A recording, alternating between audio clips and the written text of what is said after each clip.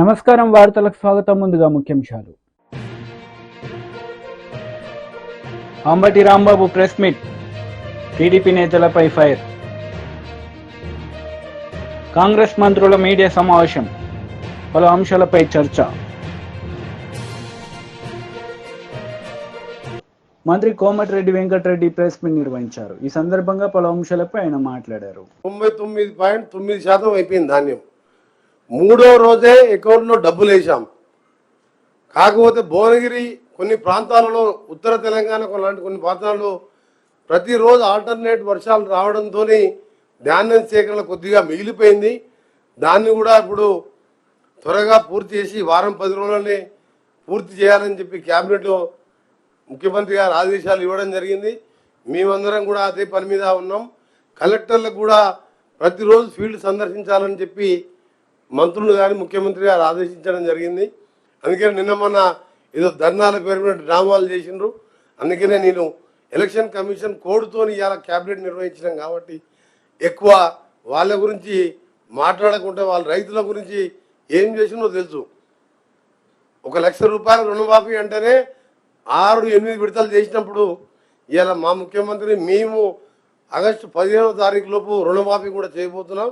తప్పకుండా ఈ ప్రభుత్వం ఒక ఆలోచన, ఒకటే ఎగ్జాంపుల్ చెప్పి ముగిస్తాను.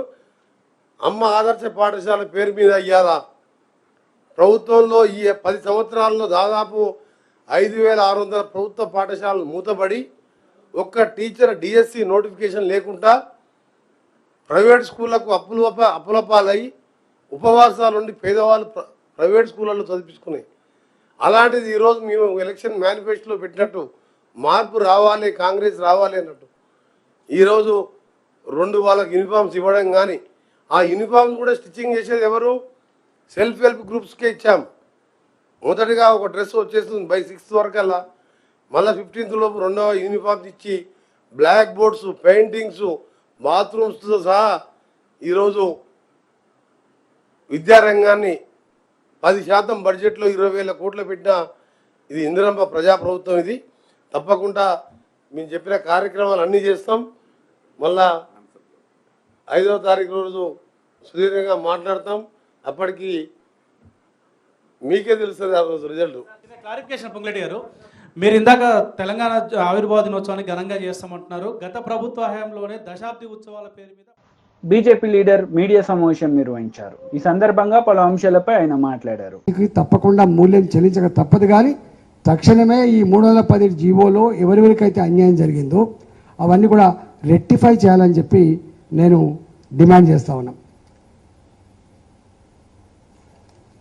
చివరగా ఈ ప్రభుత్వం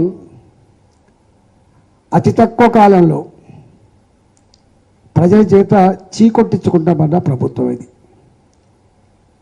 ఈ ముఖ్యమంత్రి గారు ఏం మాట్లాడతాడో ఏం చేస్తాడో అర్థం కాని పరిస్థితి. చివరికి మొన్న ఒక ఆయన అడుగుతున్నాడు, తెలంగాణ రాష్ట్రంలో మహిళలకు, తెలంగాణ మహిళలు కూడా చదువుకున్న వాళ్ళు ఉంటారు కాబట్టి మహిళలకు ప్రతి నెల భృతి 2,500 రూపాయలు ఇస్తా అని చెప్పారు. అనేక హామీలు ఉండే, కానీ ఇది ఒకటి 2,500 రూపాయల హామీ అమలు చేయడానికి కాంగ్రెస్ పార్టీ సత్తా లేకపోతే మరోసారి దేశాన్ని చీటి చేసే దాంట్లో 8,500 రూపాయలు ప్రతి మహిళకు నెలకు భృతి 8,500 రూపాయలు ఇస్తా అని చెప్పింది. అంటే అలవి కాని హామీలు ఇవ్వడంలో, సిద్ధహస్తులు, మోసపు మాటలు చెప్పడంలో ఇక నిష్ణాతులు కాంగ్రెస్ పార్టీ నాయకులు అయిపోయింది. నేను ఒకటే ఈ సందర్భంగా నిరుద్యోగ యువకులకు, ప్రభుత్వ ఉద్యోగులకు, రిటైర్డ్ ఉద్యోగులకు, ప్రైవేట్ స్కూళ్ళల్లో కాలేజీలో పనిచేసినటువంటి టీచర్స్కి, రేపు పట్టభద్రుల ఎన్నికల్లో పాల్గొనేటువంటి మీరు వాటి మీద, ఈ సమస్యల మీద కొట్లాడగలిగే పార్టీ ఇవాళైతే బీఆర్ఎస్ పార్టీ లేదు. కొట్లాడితే, చట్టసభలు నిలదీస్తే భారతీయ జనతా పార్టీ తప్ప మరొకటి కాదు. ఇంతకుముందు కాంగ్రెస్ పార్టీ అభ్యర్థి ప్రశ్నించే గొంతు అని మాట్లాడాడు. ఇవాళ ప్రశ్నించే గొంతు కాదు, అది అధికారానికి కొమ్ముగాసేటువంటి పార్టీ తప్ప, నాయకుడు తప్ప ఇంకోటి కాదు. కాబట్టి నేను ఒకటే మీ అందరికి విజ్ఞప్తి చేస్తున్నా, ఇవాళ ఏ సమస్య పరిష్కారం కావాలన్నా కూడా ఇవాళ అంగన్వాడీ టీచర్లు 18,000 రూపాయల జీతం ఇస్తా అని చెప్పిండు. 13,000 సరిపోదు, 18,000 తక్షణం ఇస్తా అని చెప్పిండు.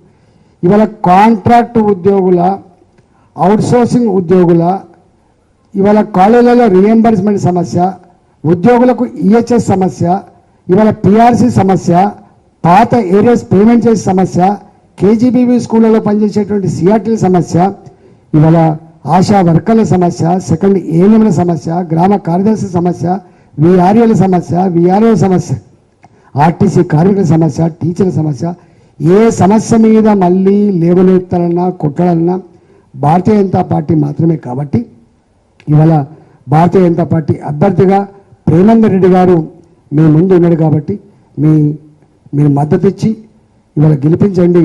ఇవాళ మీ అందరి సమస్యలకి మేము అండగా ఉంటామని చెప్పి ఈ సందర్భంగా వేడుకుంటూ 27వ తారీఖు నాడు జరిగేటువంటి ఎన్నికల్లో ఇవాళ ప్రలోభాలను పక్కకు పెట్టి దబాయింపులను నెట్టిపడేసి ఇవాళ కొనుక్కుని వెలగట్టే పద్ధతిని పాతరేసి ఇవాళ తెలంగాణ ప్రజల ఆత్మగౌరవ బావుటకు ప్రతీకలుగా ఉన్నటువంటి సమాజాన్ని సున్నితంగా పరిశీలించేటువంటి మేధావులుగా మీరు ప్రేమేందర్ రెడ్డి గారికి ఓటేసి గెలిపారు. వైసీపీ లీడర్ అంబటి రాంబాబు మీడియా సమావేశం నిర్వహించారు. ఈ సందర్భంగా పలు అంశాలపై ఆయన మాట్లాడారు. పురంధరేశ్వరి గారి ఎలిగేషన్స్ మీద ఎన్నికల కమిషన్ న్యాయం అనుకుని ఎక్కడైతే మార్చిందో అక్కడే అల్లర్లు జరిగాయి, అక్కడే సస్పెన్షన్లు జరిగాయి, అక్కడే మళ్ళీ కొత్త అధికారులు వేశారు, అక్కడే స్పెషల్ ఇన్వెస్టిగేషన్ టీం వేసి విచారణ జరపవలసినటువంటి పరిస్థితి ఏర్పడింది. అంటే ఫ్యాక్ట్స్ ఏంటో ఆలోచించమని ఈ సందర్భంగా నేను ప్రజల్ని కోరుతున్నా. అదే విషయాన్ని సిట్ వారికి కూడా వివరించడం జరిగింది. దీని వెనకాల అక్కడ ఉన్నటువంటి అధికారులు ఎవరైతే పూర్తి అవగాహన ఉందో ఆ జిల్లాల్లో వారిని సడన్గా మార్చేశారు. కొత్తగా ఎస్పీని తీసుకొచ్చారు, వాళ్ళకి అవగాహన లేకపోవటం కావచ్చు, లేదా కొల్యూషన్ అయ్యారనేటువంటిది కూడా అనుమానం ఉంది. ఎందుకంటే ఇద్దరు సస్పెండ్ చేశారంటే మెటీరియల్ ఉంటే కదా సస్పెండ్ చేసేది. ఎలక్షన్ కమిషన్ ఒక ఐపీఎస్ అధికారులని సస్పెండ్ చేయడం అంటే it is not a small issue. ఎన్నికల సమయంలో ప్రజాస్వామ్యానికి విఘాతం కలిగినటువంటి సందర్భం ఆంధ్ర రాష్ట్రంలో ఒక దారుణమైనటువంటి పరిస్థితి వాళ్ళు ఏర్పడింది. పోలీసు యంత్రాంగం పూర్తిగా విఫలమైంది. విఫలమైతే పర్వాలా సరి చేసుకోవచ్చు. కొల్లుడయింది తెలుగుదేశం పార్టీతో. వారి దగ్గర బ్రైబ్స్ తీసుకున్నారు. తీసుకుని ఎన్నికల్లో తెలుగుదేశాన్ని గెలిపించడం కోసం తెలుగుదేశం వారు పన్నినటువంటి పన్నాగంలో పావులుగా పోలీసులు పనిచేశారు. అంటే దాని అర్థం ఏంటి? కంచె చేను వేసినట్టు కదా. ఎన్నికల సమయంలో శాంతి భద్రతలు కాపాడాలి, బూతులు ఆక్యుపై చేసుకోకుండా ఉండాలి, తగాదాలు జరగకోకుండా చేసుకోవాలి. బూతులు ఆక్యుపై చేసుకున్నారు, తగాదాలు జరిగాయి, తలకాయలు పగిలాయి, కొన్ని ఆస్తులు ధ్వంసమయ్యాయి. కొన్ని గ్రామాల్లోని ప్రజలు ఇప్పటికి కూడా ఆ గ్రామాలకు రానటువంటి దౌర్భాగ్యమైనటువంటి పరిస్థితి ఏర్పడింది. ఇది చాలా దురదృష్టకరమైనటువంటి పరిస్థితి. భారత ప్రజాస్వామ్యంలో చాలా అరుదుగా, ముఖ్యంగా ఆంధ్రప్రదేశ్లో చాలా అరుదుగా జరిగేటటువంటి సంఘటన. దీనికి బాధ్యత వహించవలసింది పోలీసు యంత్రాంగం. దానికి బాధ్యత వహిస్తున్నారు కూడా. ఇవాళ పోలీసు యంత్రాంగాన్ని ఎంక్వైరీ చేయమని మరి ఎన్నికల కమిషన్ ఆదేశించిందంటే it's not a small issue. కాబట్టి ఆ విషయాలనే మేము ప్రత్యేకంగా చెప్పడం జరిగింది. ఇంకొక అంశం ఏంటంటే ఎన్నికల సమయంలో జరిగినటువంటి దౌర్జన్యకాండకు సంబంధించి మేము మా పార్టీ వాళ్ళు కేసులు ఇస్తే ఆ కేసులు తీసుకోవడం కాకుండా ఇప్పుడు మన కౌంటర్ కేసులు తీసుకుంటున్నారు బ్యాలెన్స్ చేయడానికి. కేసు కౌంటర్ అంటే రెండు మీరు పెట్టారు కాబట్టి మేము కూడా పెడతాం అనేటువంటి ఒక ఫాల్స్ కేసెస్ చేస్తున్నారు. అంతేకాకుండా సెక్షన్స్ 324 వేయాల్సింది కూడా 307 వేసేస్తున్నారు. మా మీద వేసి గందరగోళం చేస్తున్నారు. ఇది వన్ సైడెడ్గా చేయాలనే ప్రయత్నం జరుగుతూ ఉంది. అందువల్లనే పోలీస్ ఆఫీసర్లను సస్పెండ్ చేశారు. మీరు చూశారు, పోలీస్ ఆఫీసర్లు సీఐని వేశారు, ఆ సీఐని సస్పెండ్ చేశారు. ఎవరు వేసింది? ఎవరు? ఎన్నికల కమిషనే. సస్పెండ్ చేసింది ఎవరు? ఎన్నికల కమిషనే. ఎస్పీని చేసింది ఎవరు? ఎన్నికల కమిషనే. సస్పెండ్ చేసింది ఎవరు? ఎన్నికల కమిషనే. సో ఈ విధంగా చాలా దుర్మార్గమైన పద్ధతుల్లో ఆంధ్రప్రదేశ్లో ముఖ్యంగా తిరుపతి, పలనాడు, అనంతపూర్ ప్రాంతాల్లో దౌర్జన్యాలకు కారణమై పోలీసులు కొల్లుడయ్యేటటువంటి పరిస్థితి ఏర్పడింది. దీని మీద వినీత్ బిర్జాల్ గారికి మేము వివరించడం జరిగింది. ఫాల్స్ కేసెస్ నివారించండి, 307లో అనవసరం చేస్తే వాటిని నివారించండి. అవసరమైతే కాల్ డేటాలు ఎవరైతే ఎస్ఐల దగ్గర సిఐల దగ్గర వీళ్ళ దగ్గర కాల్ డేటాలు మీరు సేకరించండి. సేకరిస్తే ఎవరెవరు ఏమేమి మాట్లాడారు, ఆ సమయంలో మాట్లాడకూడని వ్యక్తులు ఎవరు మాట్లాడారు. ఫర్ ఎగ్జాంపుల్ ఏమన్నా ఎస్పీతో మాట్లాడతాను, నా ప్రత్యర్థి ఉంటాడు ఎస్పీతో మాట్లాడతాను, వీళ్ళు కాకుండా బయట నుంచి ఎవరైనా మాట్లాడారా, ఎవరైనా మేనేజ్ చేశారా, ఇవన్నీ కూడా పోలీసు వారు దృష్టి పెడితే పోలీసు వారు ఏమి చేశారనేది చాలా స్పష్టంగా అర్థమవుతుంది. కాబట్టి దీని మీద థరో ఎంక్వైరీ చేసి కాంగ్రెస్ నేతలు మీడియా సమావేశం నిర్వహించారు. ఈ సందర్భంగా పలు అంశాలపై వారు మాట్లాడారు. సేఫ్టీ అథారిటీ వాళ్ళ సూచనల మేరకు రైతులు ఇబ్బంది పడకుండా ఉండే విధంగా, రైతులకు నష్టం కలగకుండా ఉండే విధంగా ఏ మాత్రం అవకాశం ఉన్నా వారి సూచనలు సలహాల మేరకు టెంపరవరీగా నామినల్ ఎక్స్పెండిచర్తో చిన్న రింగ్ బండి లాంటిది కాకుండా ఈ రాక్తో ఒకటి రాక్ ఫార్మేషన్తో చేసేది ఉంటుంది, దాన్ని ఏర్పాటు చేసి దాంతో చేయడానికి ఫీజిబిలిటీ ఉంటుందేమో అని ఒకసారి స్టడీ చేయమని చెప్పడం జరిగింది. దానికి మెయిన్ ఉద్దేశం ఈ రాష్ట్ర ప్రభుత్వం గత ప్రభుత్వం ఏదైతే ఖర్చు పెట్టిందో ఆ ఖర్చు పెట్టిన డబ్బు వృధా పోకుండా ఉండే విధంగా ఏ మాత్రం అవకాశం ఉన్నా నిపుణుల సూచనల మేరకు దాన్ని టెంపరరీ అరేంజ్మెంట్స్ చేసి నీటి రైతన్నలకు ఇవ్వాలన్నదే ఈ రాష్ట్ర ప్రభుత్వం యొక్క ముఖ్య ఉద్దేశం. వీటితో పాటు మిగతా అనేక అంశాలు చర్చిస్తూ తెలంగాణ రాష్ట్రాన్ని ఇచ్చింది ఆనాడు శ్రీమతి సోనియా గాంధీ గారు. కాంగ్రెస్ పార్టీ తెలంగాణ రాష్ట్రాన్ని ఇచ్చి 10 సంవత్సరాలు అయింది. రేపు జూన్ 2 వస్తే 10 సంవత్సరాలు కంప్లీట్ అవుతాయి. కేబినెట్ లో గౌరవ ఉప ముఖ్యమంత్రి గారు బట్టి విక్రమార్క గారు ఒక తీర్మానం చేయటం జరిగింది. ఏదైతే ఆనాడు శ్రీమతి సోనియా గాంధీ గారు కాంగ్రెస్ పార్టీ తెలంగాణ రాష్ట్రాన్ని ఇచ్చి 10 సంవత్సరాలైన ఈ సందర్భంలో తెలంగాణ రాష్ట్రంలో కొత్తగా వచ్చిన ఈ తెలంగాణ రాష్ట్రానికి మొట్టమొదటిసారిగా కాంగ్రెస్ ప్రభుత్వం రాష్ట్రంలో అధికారంలో వచ్చిన సందర్భంగా ఆనాడు తెలంగాణ ప్రజల ఆశయాలను 6 దశాబ్దాల తర్వాత ఇచ్చిన ఆ సోనియమ్మని ఒక మంచి కార్యక్రమం ఇక్కడ ఏర్పాటు చేసి రాష్ట్ర అవతరణ దినోత్సవం సందర్భంగా ఒక అద్భుతమైన కార్యక్రమాన్ని ఏర్పాటు చేసి శ్రీమతి సోనియా గాంధీ గారితో పాటు రాష్ట్రంలో అనేక మంది ఆనాడు రాష్ట్ర సాధన కోసం రాష్ట్రాన్ని తెచ్చిన దాంట్లో చాలా మంది పెద్దలున్నారు. వారందరినీ పిలిచి ఒక మంచి పబ్లిక్ మీటింగ్ లాగా ఏర్పాటు చేసి దాంట్లో వారిని సన్మానించాలి అని, ఈ సన్మానించడం కోసం కేంద్ర ఎన్నికల సంఘానికి లెటర్ రాయాలని కేబినెట్ లో నిర్ణయం తీసుకోవటం జరిగింది. చివరగా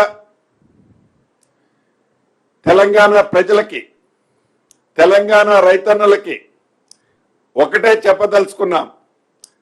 ఈ రాష్ట్రం ఏర్పడిన తర్వాత ఈ ప్రభుత్వం, ఈ ఇందిరమ్మ ప్రభుత్వం మీ ప్రభుత్వం, ప్రజల ప్రభుత్వం, ప్రజల కోసం చేసే ప్రభుత్వమే తప్ప ఇంకొక ఉద్దేశం ఈ ప్రభుత్వానికి లేనే లేదు. ప్రధాన ప్రతిపక్షం ఏదైతే రైతుల పట్ల ఇతరత్ర ఏదైతే ముసల కన్నీరు కారుస్తుందో అది 100కి 100%. టీడీపీ లీడర్ మీడియా సమావేశం నిర్వహించారు. ఈ సందర్భంగా పలు అంశాలపై ఆయన మాట్లాడారు. ఎస్పీ బిందు మాధవ్ గారి ఫ్యామిలీ పైన ఏ విధంగా ఏదో నిరాధారమైన ఆరోపణలు చేస్తూ ఉన్నారు, ఏదో మాకు వారికి సంబంధం ఉందని, ఇది పూర్తి అవాస్తవం. వారి ఫ్యామిలీ మా ఫ్యామిలీ ఎప్పుడు కూడా కలిసింది లేదు, మాట్లాడింది లేదు, ఎప్పుడు కూడా ఫోన్లో కూడా మాట్లాడింది లేదు. అసలు ఆ మనిషి అనే వారి ఫ్యామిలీ వైపు నుంచి పరిచయం ఉంది కూడా లేదు. అటువంటిది ఆధారం ఏమి లేకుండా ఈ విధమైన ఆరోపణలు చేస్తూ దీన్ని జనంలోకి తీసుకువెళ్ళడానికి ప్రయత్నించడం అనేది చాలా బాధాకరమైన విషయం. దయచేసి కొద్దో గొప్ప ఏమన్నా నిజంగా ఉంటే మాట్లాడితే కరెక్టే, కానీ ఏమీ లేకుండా ఇలా మాట్లాడటం అనేది, మాట్లాడిన దాన్ని సాక్షి పేపరు, సాక్షి టీవీ ఛానల్ విపరీతంగా పబ్లిష్ చేయటం అనేది ఇది తప్పు. దీని గురించి దయచేసి సిట్ వారిని కోరుతా ఉన్నా. నేను మామూలుగా అయితే ఏదో దీని గురించి తప్పించుకొని చేయొచ్చు, అలా కాకుండా నేనే సిట్ వారిని లెటర్ రాస్తా ఉన్నా. అయ్యా, మా ఫ్యామిలీ వైపు నుంచి కానీ వాళ్ళ ఫ్యామిలీ వైపు నుంచి కానీ ఏమైనా పరిచయం ఉంటే దయచేసి ఇప్పుడు కాదు, ఈ నెల రోజుల నుంచి కాదు, గడిచిన 4-5 సంవత్సరాల నుంచి ఏమైనా పరిచయం ఉన్నా, ఇప్పుడు నేను కలిసినా, ఇప్పుడు నేను ఫోన్లో మాట్లాడినా దయచేసి అది బయట పెట్టాలని చెప్పి కోరుతా ఉన్నాను. ఇంతకంటే ఓపెన్గా ఎవరు కూడా ఛాలెంజ్ చేయలేరు, అంత ఓపెన్గా నేను ఛాలెంజ్ చేస్తూ ఉన్నాను. రెండోది చెప్తా ఉంది ఏమిటంటే, ఏదో మాకు ఆ రోజు ఎలక్షన్ రోజు పోలీసుల వైపు నుంచి ఇదిగోండి టీడీపీ చెప్పినట్లు ఆడిందని చెప్పి ఏదో కథనం, పల్నాడులో హింసకు పోలీసులే కారణం అని, అట్టడుగున టీడీపీకి సహకారం అని చెప్పి ఒకరోజు ఇలా వివిధ ఆర్టికల్స్ని పబ్లిష్ చేయడం జరిగింది. అయ్యా, మేము ఎలక్షన్స్కి 15-20 రోజుల ముందే దానికి సంబంధించిన ఆఫీసర్స్ అందరికీ కూడా ఎస్పీ గారు, ఐజీ గారు అందరినీ కూడా కలిసి మా వైపు నుంచి ఒక లెటర్ ఇవ్వడం జరిగింది. ఇదిగోండి మేము ఐడెంటిఫై చేసిన ఈ 140 నుంచి 150 సెన్సిటివ్ బూత్స్, ఇది ఓపెన్ లెటర్, ఇదేమి దాచేది కాదు, మీరు చెక్ చేసుకోవచ్చు. ఇది నేను పబ్లిక్గా మీడియాకు కూడా ఇస్తున్నాను, యూ క్రాస్ చెక్ ఇట్. 140 నుంచి 150 బూత్స్ ఉన్నాయి, మొత్తం సెన్సిటివ్ బూత్స్ మా పార్లమెంట్లో. దీనికి సంబంధించి మీరు కొద్దిగా బందోబస్తు అనేది జాగ్రత్తగా చేయాలి అని చెప్పడం జరిగింది. చెప్పినప్పుడు ఇంకో విషయం కూడా చెప్పాం, మేము ఇవ్వటమే కాదు, అటువైపు పార్టీ వాళ్ళు కూడా ఇస్తారు. ఒక 140, 150 ఈ 300 బూత్స్ని మీరు సరిగ్గా మ్యాన్ చేస్తే చాలు, ఇక్కడ ఎటువంటి ఇబ్బందికరమైన సంఘటనలు జరగవు, ఎటువంటి వైలెన్స్ జరగదని చెప్పి మేము ఇవ్వటం జరిగింది. ఆ 140, 150 బూతులకు సంబంధించి ఏ విధంగా బందోబస్తు పెట్టారు, ఏదో ఎటువైపు నుంచి చెప్తా ఉంది ఏంటంటే మాకు సంబంధించిన మాకు ఫేవరబుల్గా ఉన్న బూత్స్లో ఏమైనా తక్కువ పెట్టారు, వాళ్ళకి ఫేవరబుల్గా ఉన్న బూత్స్లో ఏమైనా విపరీతంగా పెట్టారని చెప్పి మరొక ఆధారం లేని ఆరోపణలు చేస్తూ ఉన్నాను. దానికి సంబంధించి కూడా ఏదైతే మేము మా బూత్ ఏజెంట్స్ అడగడం జరిగింది, అయ్యా మీరు బూత్లో కూర్చున్నారు, ఈ బూత్లో కూర్చున్నప్పుడు మనకి కొద్దిగా ఇబ్బందికరంగా మనకి అన్ఫేవరబుల్గా ఉన్న బూత్స్ లిస్ట్ ఏదైతే మనము ఇక్కడ సెన్సిటివ్ బూత్స్ అని మనం ఐడెంటిఫై చేసామో ఆ బూత్స్లో ఉన్న సెక్యూరిటీని ఒకసారి మీరు లిస్ట్ ఇవ్వండి అని చెప్పి వాళ్ళు అడగడం జరిగింది. ఎంతమంది ఉన్నారు, ఎంతమంది పోలీసులు ఉన్నారు, ఎంతమంది సిఆర్పిఎఫ్ ఉన్నారని చెప్పి మీరు కావాలంటే చెక్ చేసుకోవచ్చు. ఇది కూడా పబ్లిక్గా నేను పెడతా ఉన్నా, అంటే మా బూత్లో ఏజెంట్స్ కాబట్టి ఇచ్చింది, ఒక 5-10% కొద్దిగా అటు ఇటు డిస్క్రిపెన్సీ ఉండొచ్చు, కానీ దాదాపుగా ఇది ఏదైతే నిజంగా అక్కడ సెక్యూరిటీని ఏర్పాటు చేశారో దాని డేటాని ఇక్కడ మా వాళ్ళు చూసిన డేటాని ఇక్కడ పెడతా ఉన్నాం. కాబట్టి దీన్ని కూడా ఒకసారి వెరిఫై చేసుకోండి. దీన్ని వెరిఫై చేసుకున్న తర్వాత మీకు తప్పకుండా అర్థమవుతుంది.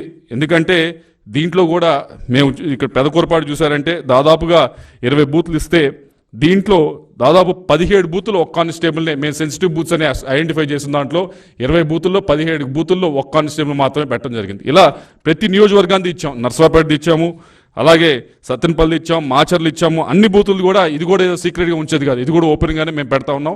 ఇది కూడా దయచేసి మరొకసారి సిట్ వారిని కోరుతా ఉన్నాం, ఇది కూడా వెరిఫై చేయండి. ఇది కూడా మేము ఇచ్చిన లెటర్కి ఏమన్నా అనవసరంగా ఎక్కువ మీరు అనుకున్న విధంగా మాకు ఫేవర్ చేశారు అనుకుంటే కనుక దీన్ని కూడా దయచేసి బయట పెట్టాలని చెప్పి మేము సిట్ వారిని కోరుతా ఉన్నాం. అలాగే మూడో ఆరోపణ ఏమిటంటే పోలింగ్ రోజు మాకేదో మా కనుసన్నలు ఏదో జరిగింది, మేమేదో చాలా ఇన్ఫ్లుయెన్స్ చేసామనే ఒక ఆరోపణ చేస్తూ ఉన్నారు. దాని గురించి కూడా సిట్ వారిని దయచేసి వెరిఫై చేయమంటా ఉన్నాం. నేను ఐఎమ్ రెడీ టు గివ్ నా ఫోన్ డేటా ఇవ్వడానికి నేను రెడీ, కావాలంటే నా డివైస్ ఇవ్వడానికి కూడా రెడీ. మా వైపు నుంచి ఏ విధమైన ఏ ఆఫీసర్కైనా ఏ స్థాయి ఆఫీసర్కైనా ఫోన్లు చేసి మా వైపు నుంచి మేమేమన్నా అన్డ్యూ రిక్వెస్ట్ అడగకూడని రిక్వెస్ట్లు ఏమైనా అడిగితే తప్పకుండా దాన్ని బయట పెట్టాలని చెప్పి సిట్ వారిని కోరుతా ఉన్నాం. నా వరకే కాదు, నా చుట్టుపక్కల ఆ రోజు ట్రావెల్ చేసిన వారి అందరికీ కూడా మీరు దయచేసి కాల్ డేటా రికార్డ్ చేయండి, తీసుకొని వాటిని వెరిఫై చేసి ఇవన్నీ కూడా బయట పెట్టాలని చెప్పి కోరుతా ఉన్నా. ఎందుకు ఇంత ముందుకు వచ్చి ఈ 3 కూడా అడుగుతా ఉన్నామంటే దీన్ని ఏదో అనవసరంగా ఎలక్షన్ సమయంలో అనవసరంగా మన చేతిలో లేని విధంగా జరిగిన దానికి ఇదేదో పూర్తిగా మేమే చేసాం, ఎంపీగా ఉండి నేనే చేశానని చెప్పి నా పైన ఆరోపణలు చేయటం కానీ, దానికి ఒక కులం రంగు పూయటం కానీ, ఈ విధంగా గడిచిన 4-5 రోజుల నుంచి కూడా ప్రతిపక్షం అధికార పక్షం ఏదైతే ఉందో వైఎస్ఆర్ కాంగ్రెస్ పార్టీ అది చేస్తూ ఉంది. ఇది ముమ్మాటికి తప్పి. నేను గడిచిన 5 సంవత్సరాల నుంచి కూడా నర్సరావుపేట ప్రజలు, పల్నాడు ప్రజలు నన్ను చూశారు, ఏ విధంగా బిహేవ్ చేశాను, ఏ విధంగా ముందుకు వెళ్ళానని చూశాను. ఎవరైనా మిగతా వాళ్ళు 2+2 3+2 గన్మెన్లు పెట్టుకొని తిరిగారు. కనీసం నేను గన్మెన్లు కూడా నేను వద్దంటే తప్పక ఒక గన్మెన్ ఇచ్చి నాకు ఇప్పించడం జరిగింది ఆ రోజు ఎస్పీ గారు. నేను ప్రశాంతంగా చాలా ఫ్రీగా జనంతో కలిసి తిరగటం జరిగింది. అలా తిరిగే మనిషికి మీరు అనవసరంగా ఇటువంటి ఆపాదించడం అనేది కరెక్ట్ అయిన విషయం కాదు. ఏదో ఒక కులానికో లేకపోతే ఒక మతానికో ఒక వర్గానికో నన్ను పరిమితం చేయడానికి ఆ విధంగా ప్రజల్లోకి తీసుకువెళ్ళడానికి పల్నాడు ప్రజల్లోకి తీసుకువెళ్ళడానికి ప్రయత్నిస్తూ ఉన్నది. ఇది ముమ్మాటికి అవాస్తవం. దీన్ని పూర్తిగా సిట్టు వైపు నుంచి మీరు ఏదైతే విచారణ చేస్తూ ఉన్నారో దయచేసి దీని లోతులోకి వెళ్ళి ఏ విధంగా అయినా నా వైపు నుంచి ఈ ఆఫీసర్ని ఏ ఆఫీసర్నైనా పైనుంచి కింద దాకా ప్రతి ఆఫీసర్ని మీరు క్షుణ్ణంగా మా వైపు నుంచి కాల్ డేటా ఇస్తాం. తప్పకుండా పరిశీలించండి. మేము కలిసిన వివరాలు అడిగితే తప్పకుండా ఇస్తాం. పరిశీలించండి. ఏ విధంగా అయినా ఇన్ఫ్లుయెన్స్ చేసామంటే తప్పకుండా అది పబ్లిక్ డొమైన్లో పెట్టండి. వార్తలు ముగించే ముందు ముఖ్యాంశాలు మరోసారి. Ambati Rambabu press meet, TDP నేతలపై ఫైర్. కాంగ్రెస్ మంత్రుల మీడియా సమావేశం, పలు అంశాలపై చర్చ. ఈ వార్తలు ఇంతటితో సమాప్తం. తిరిగి ప్రసారమయ్యే వార్తల్లో మళ్ళీ కలుద్దాం. అంతవరకు సెలవు. నమస్తే.